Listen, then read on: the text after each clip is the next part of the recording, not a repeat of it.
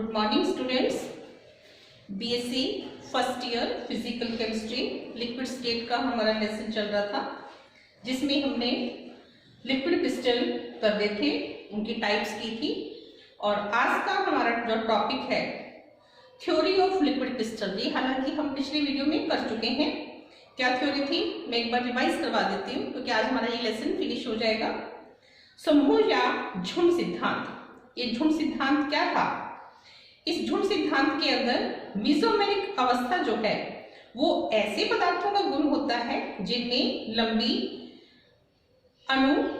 श्रृंखला जो अणु होते हैं वो उसमें होता है। तो ऐसे अणु स्वयं को परस्पर एक दूसरे के समांतर व्यवस्थित होने का प्रयास करते हैं, और ऐसे अणु यानी लंबी श्रृंखला युक्त अणु के कई झुंड या समूह बन जाते हैं। और किसी एक झुंड के जो सारे के सारे अणु हैं वो तो परस्पर समांतर होते हैं, लेकिन ये जरूरी नहीं है कि वो दूसरे अणु के भी समांतर हो। तो इस प्रकार इन अणुओं के झुंडों की तुलना किसी भी क्रिस्टल से की जा सकती है। हालांकि इनकी जो पैकिंग होती है वो दृढ़ नहीं होती और इनकी आकृति व आकार भी स्थिर नहीं होते। तो द्रव क्रिस्टलों की जो अविरल प्रकृति है उसको भी झुंड सिद्धांत के आधार पर समझाया जा सकता है। द्रव क्रिस्टलों में विद्यमान झुंड प्रकाश को विकिरणित कर देते हैं, और यह प्रभाव बिल्कुल उसी प्रकार का है जिस प्रकार किसी स्पष्ट क्रिस्टल या कांच को महीन चूर्ण में कर दिया जाता है। और जब ताप बढ़ाया जाता है, जब चूर्ण उसका ताप बढ़ाएंगे तब क्या होगा, उसके अंदर अणु की गतिज ऊर्जा बढ़ जाएगी। गतिज ऊर्जा बढ़ जाएगी, जो वो झुंड थे वो टूटकर लुप्त होने लगते हैं। और जब पदार्थ गलनांक बिंदु पर आ जाता है तो झुंडों का आकार इतना छोटा हो जाता है कि वे प्रकाश को प्रकीर्णित नहीं कर पाते। प्रकाश को प्रकीर्णित नहीं कर पाते तो वो क्या बन जाएंगे, वो एक ट्रांसपेरेंट लिक्विड के अंदर चेंज हो जाते हैं। तो ये तो थी झुंड थ्योरी। और अब हम करते हैं इसकी सीमाएं यानी लिमिटेशंस ऑफ स्वार्म थ्योरी। इस थ्योरी के अंदर जैसे हमने आपको बताया कि पहला पॉइंट है कि ताप बढ़ाने पर झुंड जो है विलुप्त होने लगते हैं और अविरल द्रव स्वच्छ द्रव में परिवर्तित हो जाता है। क्लियर, लिक्विड के अंदर चेंज हो जाता है। और स्वच्छ द्रव बनने का जो प्रक्रम है धीरे धीरे और लगातार होना चाहिए, लेकिन वस्तु स्थिति यह नहीं होती। अविरल द्रव जो है वो एक निश्चित ताप पर तुरंत ही स्वच्छ द्रव में परिवर्तित हो जाता है। तो इस प्रकार ऐसा क्यों होता है, तो ये झुंड सिद्धांत इसकी व्याख्या नहीं कर पाए। सेकंड पॉइंट है इसके अंदर अविरल गुण जो है इसके अंदर केवल उन यौगिकों में पाया जाता है जिनकी आणविक संरचना लंबी श्रृंखला के रूप में होती है, लेकिन समस्त लंबी श्रृंखला यौगिकों में यह गुण नहीं पाया जाता। मैंने आपको अविरल थ्योरी के अंदर समूह सिद्धांत के अंदर ये बताया था, उसमें लंबी श्रृंखला युक्त अणु होने चाहिए। कुछ लंबी श्रृंखला वाले यौगिक जो है ये गुण दर्शाते हैं, लेकिन सारे के सारे यह नहीं दर्शाते। और वो क्यों नहीं दर्शाते, यह सिद्धांत इसके बारे में कोई स्पष्टीकरण नहीं दे पाया।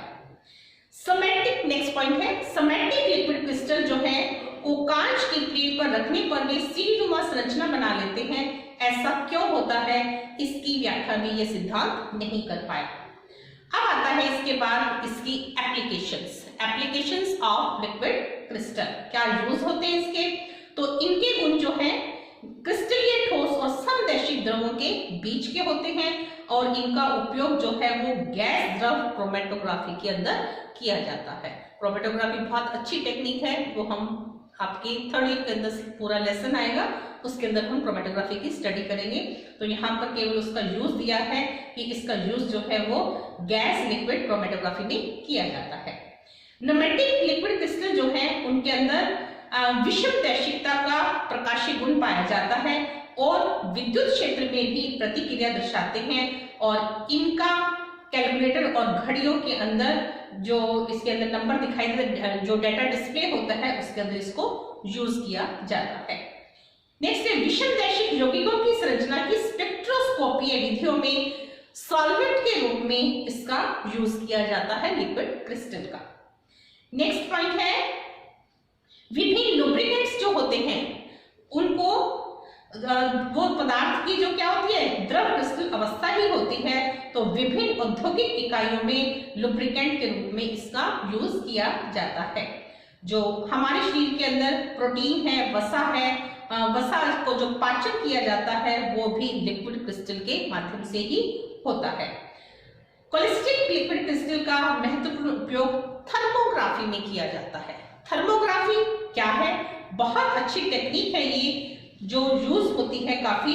ये मोस्टली कैंसर या किसी को ट्यूमर हो जाता है उसके अंदर इसको यूज किया जाता है। तो क्या है थर्मोग्राफी? नेक्स्ट पॉइंट है हमारा थर्मोग्राफी। यह शारीरिक ताप का अध्ययन करने की टेक्निक है और सामान्य क्रिस्टलों की भांति लिक्विड क्रिस्टल भी प्रकाश का अपवर्तन करते हैं। और कोलेस्टिक लिक्विड क्रिस्टल की संरचना जो होती है वो सर्पिलाकार होती है और जिनके मध्य थोड़ा सा रिक्त स्थान होता है। ताप के साथ इस रिक्त स्थान का परिमाण जो है वो बदलता रहता है और प्रकाश की किरणें जो हैं इससे परावर्तित होती हैं और इनकी तरंगदैर्घ्य को हम क्या कह सकते हैं, इनका जो रंग है भिन्न भिन्न हो जाता है और इस प्रकार रंग के प्रेक्षण से हम किसी स्थान के ताप को ज्ञात कर सकते हैं। और इस गुण के उपयोग से शरीर के किसी भाग का ताप ज्ञात करके शरीर में जो हमारे ट्यूमर या रसोली की स्थिति है उसकी जानकारी प्राप्त कर लेते हैं। और इस विधि को हम क्या कहते हैं, थर्मोग्राफी। यानी बॉडी के अंदर ट्यूमर या कैंसर को ज्ञात करने की ये एक टेक्निक है जिसमें टेम्परेचर का डिफरेंस होता है। अब इस विधि के अंदर क्या होता है, कोलेस्टिक लिक्विड क्रिस्टल का जो सुटेबल होगा उसके लिए कोलेस्टिक लिक्विड क्रिस्टल की थोड़ी सी मात्रा इंजेक्शन के द्वारा शरीर के ट्यूमर, जब टेम्परेचर डिफरेंस होगा तो शरीर का ट्यूमर भाग कहाँ पर उपस्थित है वो हमें पता चल जाएगा। शरीर के ट्यूमर या कैंसर प्रभावित क्षेत्र में प्रवेशित करवाई जाती है और इसके बाद शरीर से कुछ उच्च ऊर्जा युक्त प्रकाश विकिरणों को प्रवाहित किया जाता है और परावर्तित विकिरणों का फोटोसेल जैसे संसूचकों का उपयोग करके सावधानी पूर्वक उसकी स्टडी की जाती है और शरीर के उस भाग का जो ताप है जिसमें ट्यूमर या कैंसर है शरीर के अन्य भागों से थोड़ा सा भिन्न होता है। मैंने पहले ही बताया था कि टेम्परेचर का बॉडी के दूसरे भाग का और ट्यूमर या कैंसर के भाग का जो वो डिफरेंस होता है टेम्परेचर का, और वहां से परावर्तित विकिरणों की तरंगदैर्घ्य भी क्या होगी, टेम्परेचर डिफरेंस होगा तो तरंगदैर्घ्य भी क्या होगी, डिफरेंट होगी। तरंगदैर्घ्य डिफरेंट होगी तो क्या होगा, उसका रंग भी क्या होगा, डिफरेंट होगा। तो इन डिटेक्टर को कंप्यूटर से जोड़कर उसके पर्दे पर ट्यूमर या कैंसर की तस्वीर हमें प्राप्त कर सकते हैं और उसके आधार पर जब डिटेक्शन होगी उसके आधार पर जो कैंसर पीड़ित व्यक्ति है उसका इलाज किया जाता है। ये तो था थर्मोग्राफी जो काफी इंपॉर्टेंट टेक्निक है। नेक्स्ट है इसके यूज के अंदर 7 सेगमेंट सेल। 7 सेगमेंट सेल क्या है, लिक्विड क्रिस्टल, इसमें क्या होते हैं, 7 खंड सेल होते हैं। डिजिटल सिस्टम जो है, डिजिटल सिस्टम में अंकों का प्रदर्शन करने के लिए इसका व्यापक उपयोग किया जाता है। क्या है, इसमें 7 खंड सेल का व्यापक उपयोग होता है। इलेक्ट्रॉनिक कैलकुलेटर और कलाई में बांधने वाली घड़ियों में 0 से लेकर 9 तक के अंक प्रदर्शन के लिए इस 7 खंड सेल का उपयोग किया जाता है।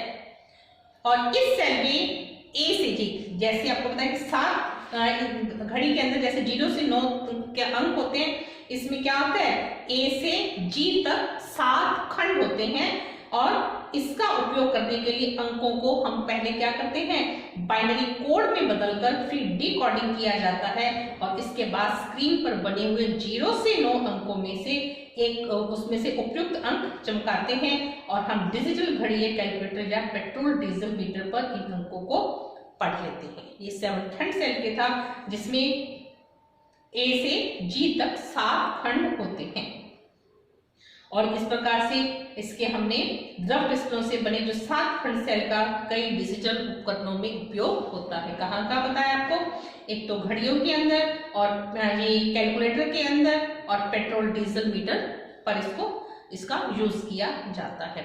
तो लिक्विड स्टेट वाला जो लेसन था आज हमारा कंप्लीट हुआ, जिसमें हमने इसकी एप्लीकेशंस के बारे में पढ़ा और इसकी थ्योरी के बारे में पढ़ा। आज के लिए इतना ही और थैंक यू।